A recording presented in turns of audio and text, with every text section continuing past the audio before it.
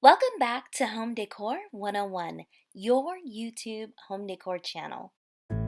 Hey friends, so welcome back. Now before I put out this video is about beautiful screened-in porches and patios, just to give you a little inspiration and for some ideas if you ever want to take this route.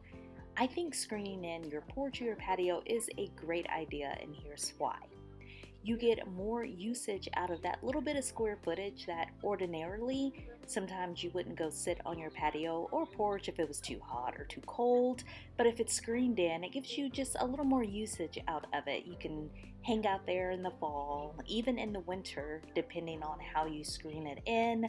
I've seen people screen it in with just like the regular screening material, or some people actually put windows that can open to allow the breeze to come in and out, or if the weather is unfavorable, they can close it and just use it as an all year round room. Now, I felt kind of funny about putting this video out right now. I know it's still so cold and even snowing in some of the places that we are. Like I said, I'm located in Oklahoma. We had a bit of snow, but it's kind of cleared out. It's actually 50 degrees today.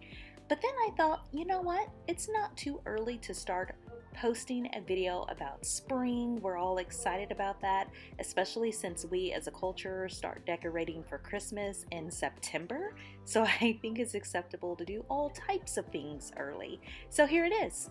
Here is my video about screened in porches and patios to kind of help us usher in spring just a little bit sooner. I hope you guys enjoy it. If you have any questions, leave them down below in the comment section and let me know. Would you screen in some of the areas on your home, whether it's your porch, your patios, whatever?